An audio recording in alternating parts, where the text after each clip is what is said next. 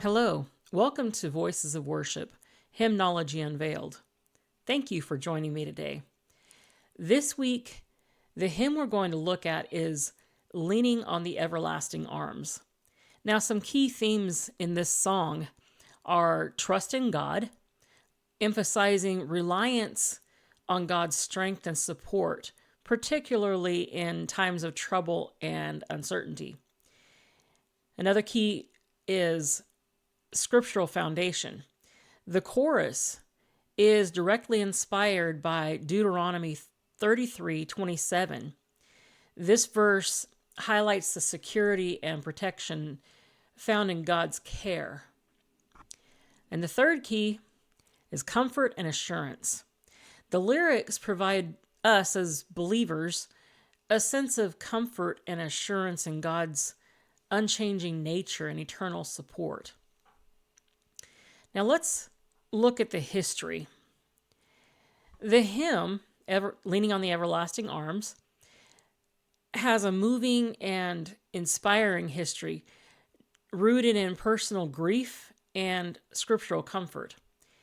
Now here are the key points from various sources. The authorship, let's see.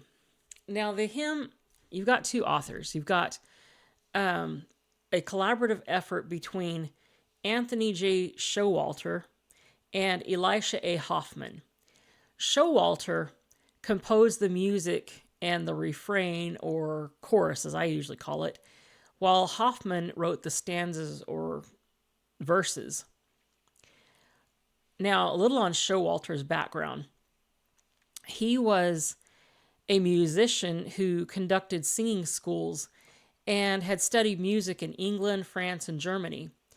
He served as an elder of the First Presbyterian Church in Dalton, Georgia.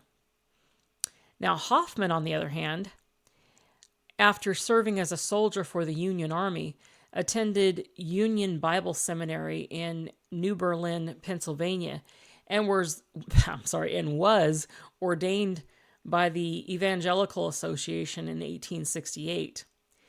As a pastor and hymn writer, he composed over 2,000 compositions and compiled nearly 50 songbooks and hymnals. That's quite a lot. The inspiration for Leaning on the Everlasting Arms came to Showalter after he received letters from two of his former students. These students had both recently lost their wives and were seeking consolation. Showalter, was moved by their grief and he was inspired by Deuteronomy 33:27, which says, "The eternal God is thy refuge, and underneath are the everlasting arms." That's out of the King James Version. So he composed this chorus or the refrain of the hymn as a message of comfort to these students who had lost their wives. The first publication of Leaning on the Everlasting Arms was in 1887 was called the Glad Evangel for Revival Camp and Evangelistic Meeting Hymnal. Gonna get tongue-tied today, it looks like. The hymn quickly became popular and has since been really a mainstay, something that we often sing in Christian worship. It's very easy to memorize and has a repetitive structure, particularly the line "Leaning on the Everlasting Arms," which is repeated at the end of each phrase and has contributed to the widespread appeal because it's so easy to sing.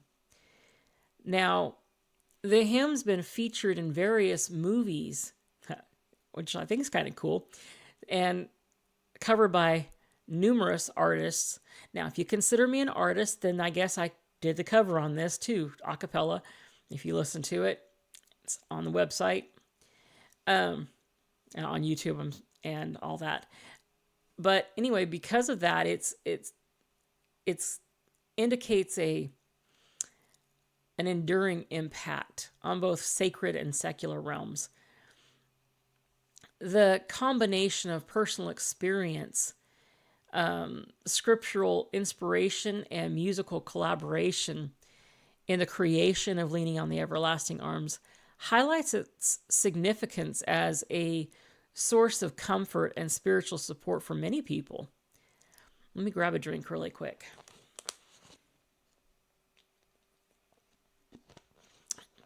Now,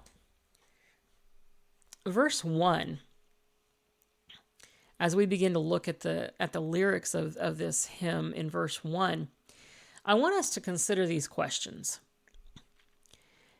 How do the lyrics of Leaning on the Everlasting Arms provide comfort in your own life experiences? And in what ways does this hymn encourage us to trust in God's providence and protection? Now, here are the lyrics to verse 1. What a fellowship, what a joy divine, leaning on the everlasting arms. What a blessedness, what a peace is mine, leaning on the everlasting arms. So this shows fellowship with God. That's the central theme in the New Testament. 1 John 1:3 out of the New Living Translation says, "We proclaim to you what we ourselves have actually seen and heard, so that you may have fellowship with us.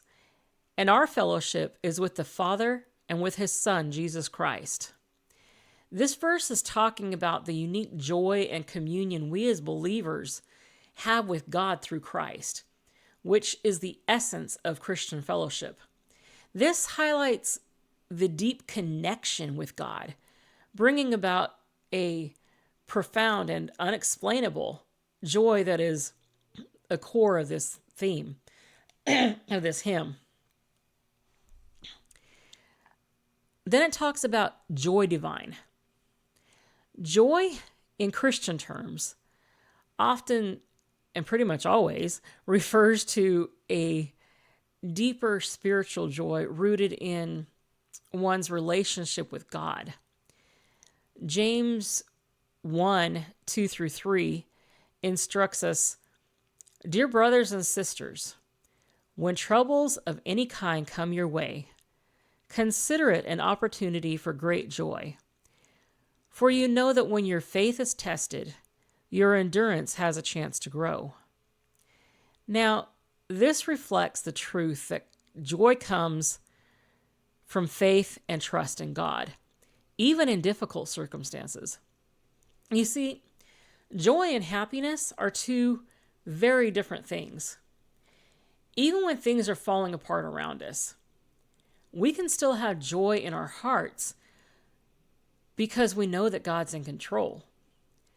We may not be smiling and laughing on the outside, but we can have that true joy and peace on the inside. It goes on with blessedness and peace. The New Testament often speaks of peace and blessedness in the context of a relationship with God. Philippians 4:7 is particularly relevant. It says, "Then you will experience God's peace, which exceeds anything we can understand. His peace will guard your hearts and minds as you live in Christ Jesus." This passage speaks to the transcendent peace that comes from faith in Christ. Now, transcendent peace refers to a sense of peace that goes beyond the ordinary limits of human experience or understanding. We don't understand it because it comes from God. It's unexplainable. We can't grasp that. Though we can have it, we can't grasp it in our minds. Our human minds just can't comprehend that. But it's a type of peace that is not merely the absence of conflict or stress, but a profound and deeply rooted sense of calm and contentment that persists regardless of the circumstances. It's a peace that is given by God, which is deeper and more enduring than any peace that can be achieved through human efforts alone. This peace is what the hymn is talking about. Now it says leaning on God. It talks about leaning on God throughout the whole hymn, because that's even in the title.